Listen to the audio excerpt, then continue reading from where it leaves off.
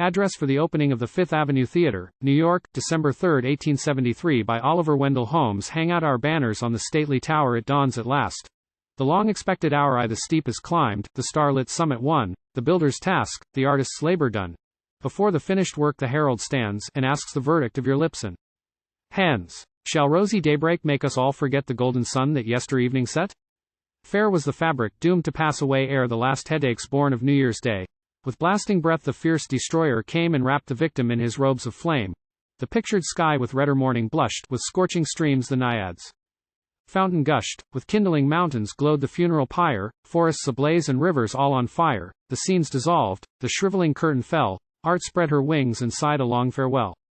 Mourn o'er the player's melancholy plight, Falstaff in tears, Othello deadly white, poor Romeo reckoning what his doublet cost, and Juliet whimpering for her dresses lost, their wardrobes burned, their salaries all undrawn, their cues cut short, their occupation gone. Lie there in dust, the red-winged demon cried, wreck of the lordly city's hope and pride. Silent they stand, and stare with vacant gaze, while o'er the embers leaps the fitful blaze. When, to a hand, before the startled train, writes in the ashes, it shall rise again, rise and confront its elemental foes. The word was spoken, and the walls arose, and ere the seasons round their brief career the newborn temple waits the unborn year. Ours was the toil of many a weary day, your smiles, your plaudits, only can repay. We are the monarchs of the painted scenes, you alone the real kings and queens. Lords of the little kingdom where we meet, we lay our gilded scepters at your feet, place in your grasp our portal's silvered keys with one brief utterance. We have tried to please. Tell us, ye sovereigns of the new domain, are you content or have we toiled in vain? With no irreverent glances look around the realm you rule, for this is haunted ground. Here stalks the sorcerer. Here the fairy trips, here limps the witch with malice-working lips, the graces here their snowy arms entwine, here dwell the fairest sisters of the nine, she who, with jocund voice and twinkling eye, laughs at the brood of follies as they fly, she of the dagger and the deadly bowl, whose charming horrors thrill the trembling soul, she who, a truant from celestial spheres, in mortal semblance now and then appears, stealing the fairest earthly shape she can, Sontag or Nielsen, Lind or Malibran. With these the spangled houri of the dance, what shafts so dangerous is her melting glance, as poised in air she spurns the earth below, and points aloft her heavenly-minded toe. What were our life, with all its rents and seams, stripped of its purple robes, our waking dreams? The poet's song, the bright romancer's page, the tinselled shows that cheat us on the stage lead all our fancies captive at their will. 3 years or threescore, we are children still. The little listener on his father's knee, with wandering Sinbad plows the stormy sea, with Gotham's sages hears the billows roll, illustrious trio of the venturous bowl, too early shipwrecked, for they died too soon to see their offspring launch the great balloon.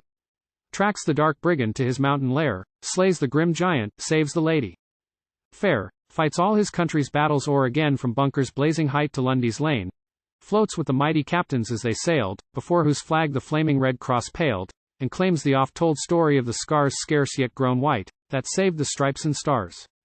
Children of later growth, we love the play, we love its heroes, be they grave or gay, from squeaking, peppery, devil-defying Punch to roaring Richard with his camel hunch. Adore its heroines, those immortal dames, time's only rivals, whom he never tames, whose youth, unchanging, lives while thrones decay, age spares the pyramids and Dahazé. The saucy-aproned, razor-tongued soubrette, the blonde-haired beauty with the eyes of jet, the gorgeous beings whom the viewless wires lift to the skies in strontian crimson fires, and all the wealth of splendor that awaits the throng that enters those Elysian gates.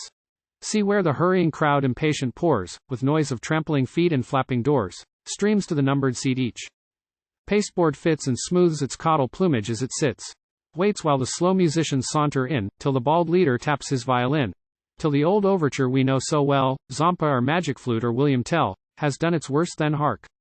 The tinkling bell, the crash is o'er, the crinkling curtain furled, and to the glories of that brighter world, behold the offspring of the Thespian cart, this full-grown temple of the magic art, where all the conjurers of illusion meet, and please us all the more they cheat.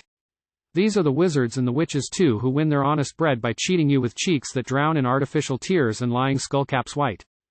With 70 years, sweet-tempered matrons change to scolding cates, maids mild as moonbeams crazed with murderous hates, kind, simple souls that stab and slash and slay and stick at nothing, if it's in the play. Would all the world told half as harmless lies? Would all its real fools were half as wise as he who blinks through dull Dundreary's eyes? I would all the unhanged bandits of the age were like the peaceful ruffians of the stage. Would all the cankers wasting town and state, the mob of rascals, little thieves and great dealers in watered milk and watered stocks, who lead us lambs to pasture on the rocks, shepherds, Jack shepherds, of their city flocks, the rings of rogues that rob the luckless town, those evil angels creeping up and down the Jacob's ladder of the treasury stairs, not stage, but real Turpins and Macaires, could doff, like us, their knavery with their clothes, and find it easy as forgetting oaths. Welcome, thrice welcome to our virgin dome, the muse's shrine, the drama's newfound home. Here shall the statesman rest his weary brain, the worn-out artist find his wits again. Here trade forget his ledger and his cares, and sweet communion mingle bulls and bears.